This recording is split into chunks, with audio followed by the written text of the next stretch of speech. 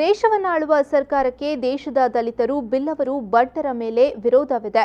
ಶೂದ್ರ ಸಮುದಾಯ ತಮ್ಮ ಪಕ್ಕಕ್ಕೆ ಬಂತು ಅನ್ನುವ ಹೆದರಿಕೆಯಿಂದ ಪೌರತ್ವ ತಿದ್ದುಪಡಿ ಕಾನೂನು ಜಾರಿಗೊಳಿಸಿದೆ ಎಂದು ಕೇಂದ್ರದ ಮಾಜಿ ಸಚಿವ ಹಾಗೂ ಕಾಂಗ್ರೆಸ್ ಹಿರಿಯ ಮುಖಂಡ ಸಿಎಂ ಇಬ್ರಾಹಿಂ ಹೇಳಿದರು. ಅವರು ಪೌರತ್ವ ಸಂರಕ್ಷಣಾ ಸಮಿತಿ ಮಂಜನಾಡಿ ವತಿಯಿಂದ ಮಂಜನಾಡಿ ಪುಟ್ಟೋಳಿಕೆ ಮೈದಾನದಲ್ಲಿ ಸಿಎಎ, ಎನ್ಆರ್ಸಿ, ಎನ್ಪಿಆರ್ ಮಸೂದೆಗಳ ವಿರುದ್ಧ ಶುಕ್ರವಾರ ಹಮ್ಮಿಕೊಂಡ ಬೃಹತ್ ಪ್ರತಿಭಟನೆಯಲ್ಲಿ ಭಾಗವಹಿಸಿ ಮಾತನಾಡಿದರು. ನಾವಿರೋ ವಿಶ್ವಾಸ ಆದಮ್ ಮತ್ತು ಅವ್ವ ಜಗತ್ತಿನಲ್ಲಿ ಇವತ್ತು 300 ಕೋಟಿ ಜನರಲ್ಲಿ 200 ಕೋಟಿ ಜನ ಒಂದು ತಂದೆ ತಾಯಂದ್ರಿಂದ ನಾವು ಹುಟ್ಟಿರ್ತಕ್ಕಂಥವ್ರು ಎಲ್ಲರೂ.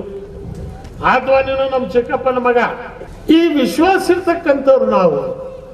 ಸಿಟಿಜನ್ಶಿಪ್ ಮನೆ, ಮುಸ್ಲಿಂ ಸಮಾಜದ ಮುಸಲ್ಮಾನನ ಮನೆ ಭೂಮಿ ಮೇಲಲ್ಲ, ಮುಸಲ್ಮಾನನ ನಿಜವಾದ ಮನೆ ಭೂಮಿ ಕೆಳಗಡೆ ಇರ್ತಕ್ಕಂಥ ವಿಶ್ವಾಸ ಇರ್ತಕ್ಕಂಥವ್ರು ನಾವು. ಆದರೂ ಇದನ್ನು ಮಾಡಿದ್ರು. ಶಾಸಕ ಯುಟಿ ಖಾದರ್ ಮಾತನಾಡಿ, ದೇಶದಾದ್ಯಂತ ಗೊಂದಲದ ವಾತಾವರಣ ಸೃಷ್ಟಿಸಿ ಹಲವು ಅಮಾಯಕ ಜೀವಗಳ ಬಲಿಗೆ ಕಾರಣವಾದ ಕೇಂದ್ರ ಗೃಹ ಸಚಿವ ರಾಜೀನಾಮೆ ಕೊಡುವವರೆಗೆ ಪ್ರತಿಭಟನೆ ಕೈಬಿಡುವುದಿಲ್ಲ. ಬಿಜೆಪಿಯವರದ್ದು ಬಾಯಲ್ಲಿ ಸ್ವದೇಶಿ, ಕೆಲಸದಲ್ಲಿ ವಿದೇಶಿ. ಎನ್ಆರ್ಸಿ, ಸಿಎಎ ವಿರುದ್ಧ ಜನ ಹೆದರಿಕೊಂಡು ಪ್ರತಿಭಟನೆ ಹಮ್ಮಿಕೊಂಡಿಲ್ಲ. ಬದಲಾಗಿ ದೇಶದ ಸಂವಿಧಾನ ತೋರಿಸುವ ಸಲುವಾಗಿ ಸೇರುತ್ತಿದ್ದೇವೆ. ಎಲ್ಲರೂ ಒಂದೇ ಅನ್ನುವ ಸಂದೇಶ ಸಾರಲು ಹೊರಟಿದ್ದೇವೆ ಎಂದರು. ಮಂಜನಾಡಿ ಮತ್ತು ನರಿಂಗಾದ ಜನಸಾಮಾನ್ಯರದ್ದು ರಾಷ್ಟ್ರದ ಧ್ವಜನ ಹಾರಿಸುತ್ತಾ ಬಹುಶಃ ದೇಶಕ್ಕೆ ಸಂದೇಶ ಕೊಡ್ತಾ ಇದ್ದಾರೆ.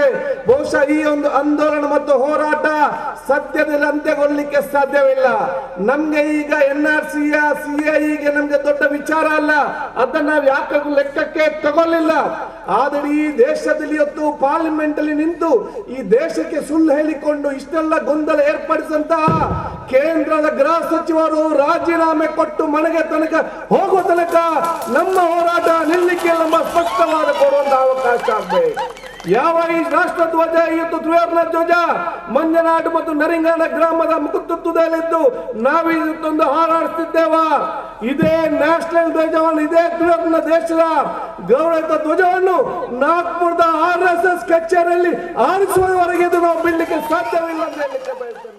ಈ ಸಂದರ್ಭ ಕಾಂಗ್ರೆಸ್ ಜಿಲ್ಲಾ ಅಲ್ಪಸಂಖ್ಯಾತರ ಘಟಕದ ಅಧ್ಯಕ್ಷ ಎನ್ಎಸ್ ಕರೀಂ, ವಿಧಾನ ಪರಿಷತ್ ಸದಸ್ಯ ಐವನ್ ಡಿಸೋಜಾ, ಕೇರಳ ಕಾಂಗ್ರೆಸ್ ಮುಖಂಡ ಹರೀಶ್ ಬಾಬು, ಇಬ್ರಾಹಿಂ ಬಾತೀಶ್ ಕೂಡ್ಲಿಪೇಟೆ, ಮೂಡಾ ಮಾಜಿ ಅಧ್ಯಕ್ಷ ಇಬ್ರಾಹಿಂ ಕೋಡಿಚಾಲ್ ಮೊದಲಾದವರು ಪ್ರತಿಭಟನೆಯಲ್ಲಿ ಪಾಲ್ಗೊಂಡಿದ್ದರು.